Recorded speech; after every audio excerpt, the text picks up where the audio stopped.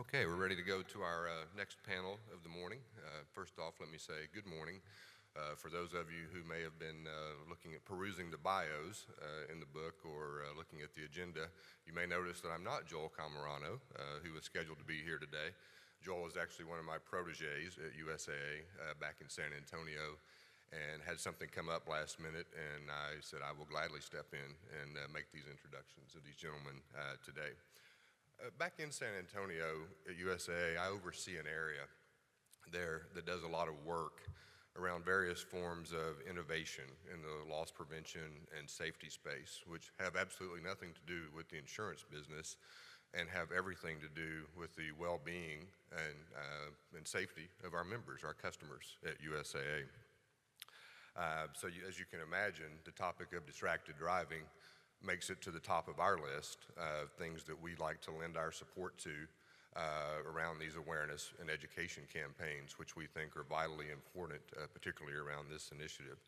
So for that reason, we're thrilled. I'm thrilled to be here today and have the honor of introducing our next two guests who are going to share with us their insights on the science and research behind distracted driving.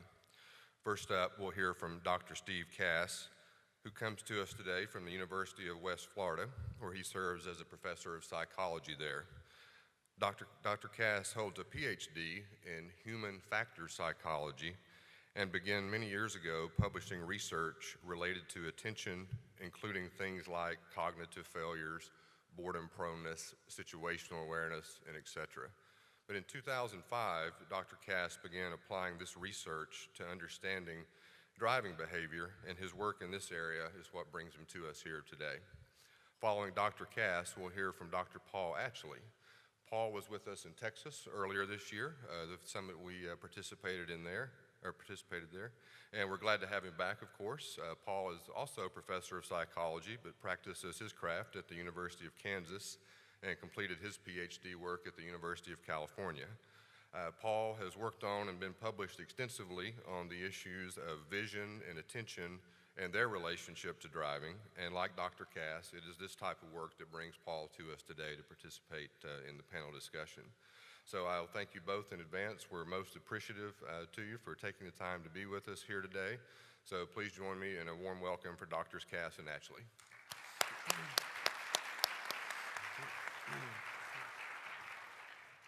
Thank you, Jeff. And thank you, USAA and the Distraction Advocate Network, Department of Transportation, and all of you for being here, and the Shriners Club, of course. And also, this past weekend was Veterans Day, so I just want a little shout out and thank you for any veterans that we might have in the audience. I truly appreciate everything you do.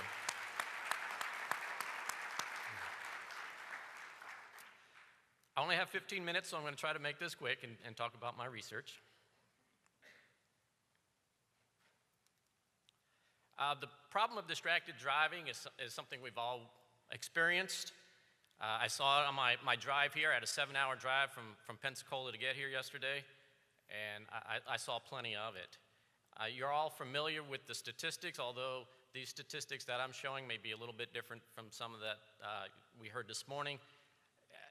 The exact numbers aren't that important. We could see that this is an epidemic. You know, the numbers that I have, this is from a 2009 report, so maybe it's a little dated, but 500,000 crashes per year and 6,000 fatalities per year. And a lot of these can be prevented, and that's what we're here today to do, is try to prevent more of these.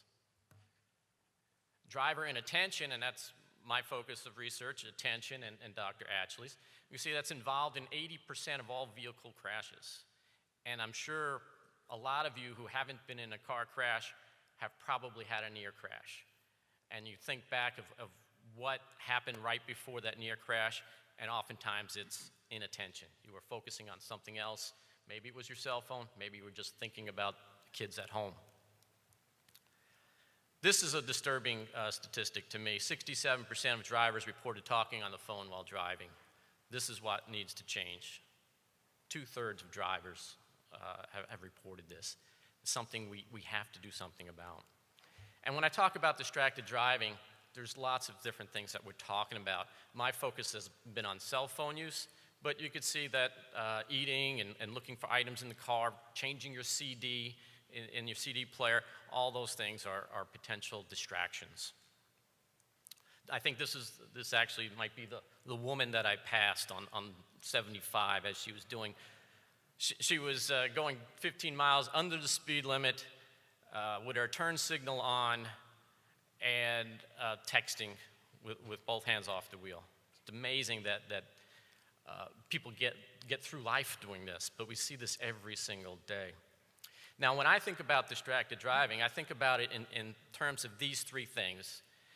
Visual distractions, maybe that billboard that takes your eyes off the road. And remember, if you're going 60 miles an hour, that's about 88 feet per second. So for every second your eyes are off the road, you've traveled 88 feet. It's almost from home to first base. Manual distractions, when you take your hands off the wheel for any particular time. And then cognitive distractions, and as a psychologist, that's the part that I'm really interested in. If you think about the different things that we can do in a vehicle, eating and drinking is probably something that a lot of us have done. And I would categorize that, and this is my own categorizations here, I would categorize that as a manual distraction. I think most of us can eat without thinking about it, and I think we can eat without looking at our food. But we're taking our hands off the wheel to do this. Now, you talk to people, and they think that as long as their hands are on the wheel and their eyes are on the road, they can drive safely. And that's what we're going to talk about, that's really not the case. We have manual distractions, and we got distractions that might include both visual and manual, such as changing your radio, changing settings on your car. Personal grooming. This is not just the ladies. I see men who are shaving while they're driving, hands off the wheel, eyes on the mirror, the vanity mirror. So we have two distractions there. And then we got what all my friends and colleagues have told me that I need to do was study texting while driving. And what I told every single one of them is, I'm not interested in that. And the reason I'm not interested in studying that is because we all know that it's dangerous. We didn't need a study. And some of our advocates this morning were talking about that as well. We don't need another study, perhaps, but this is what this is what we see in the news. And I didn't choose to study texting because it's the worst case scenario. If you see on the slide here, it involves visual distraction, manual distraction, and cognitive distraction. Nobody can do this and drive. Nobody. So I was interested in showing a best case scenario, at least in the eyes of a lot of cell phone owners. And that was that next part, hands-free phone use, where your hands are on the wheel, your eyes are on the road, but your mind is someplace else.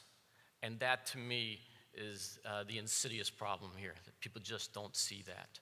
Observational data that people made from watching drivers. So I can't vouch for the accuracy. I think it's pretty good. But again, this is handheld. This doesn't include all those people using Bluetooth and other devices. And if we look at these other two graphs on the bottom there, I apologize for them being so small, but what it's really showing is that women are slightly more likely to use the cell phone while driving than men. But the last slide on the far right on the bottom, this showing that the most at-risk group, 16 to 24-year-olds, are the most likely to be on the cell phone. So this is the group with the least experience are taking the biggest risk. Now, I know many of you may not be scientists, but one of the techniques that we have in science is something called a meta-analysis. And what that is it takes a bunch of analyses that have been done and kind of aggregates them to find like an average result. And there's been tons of studies looking at the difference between handheld and hands-free devices while driving. And so these 4 studies that I'm showing up here today are actually an aggregate of probably hundreds of studies.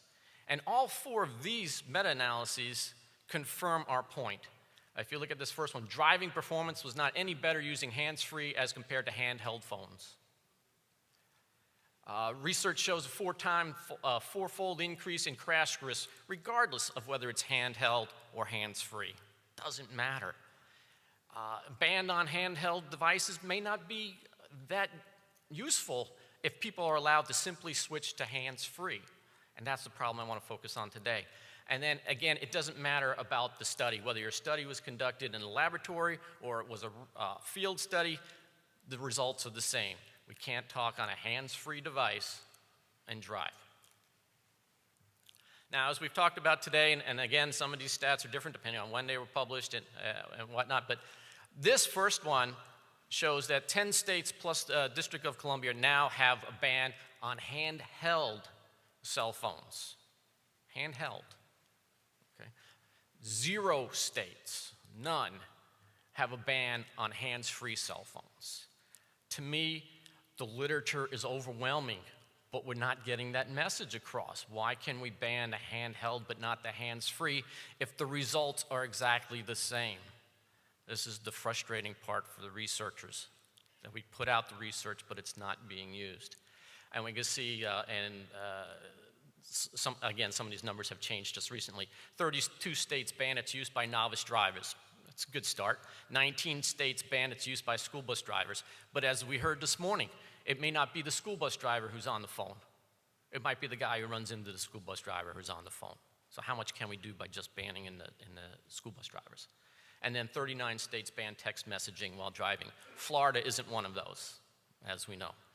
And if we realize that Florida, local jurisdictions are not permitted to pass bans on text messaging.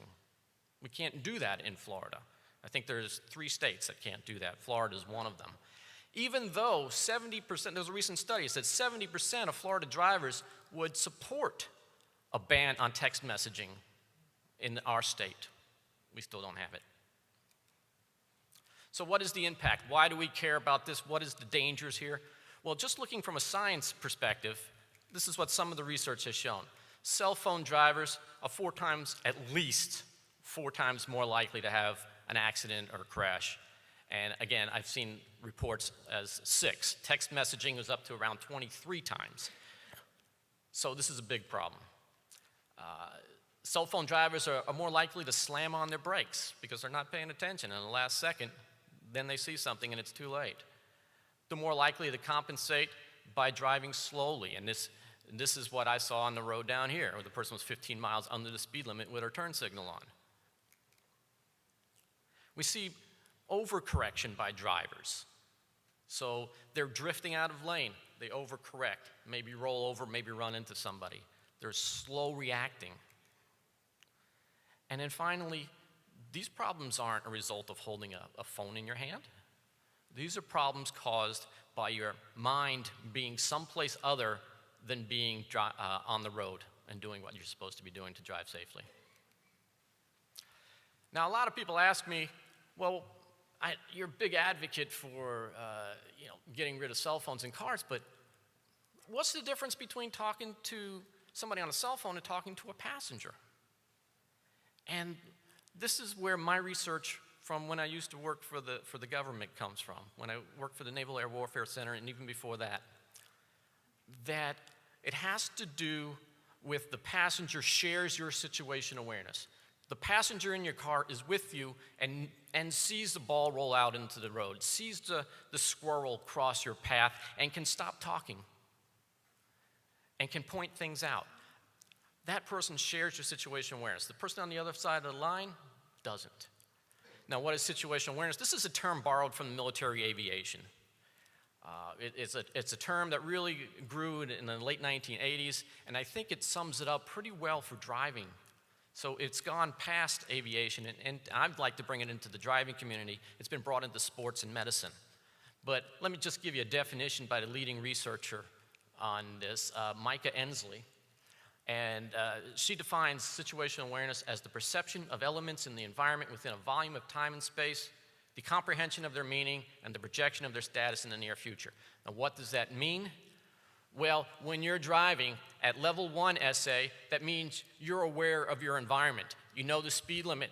You know that signal light is turning from yellow to red. You know that there's people in the crosswalk.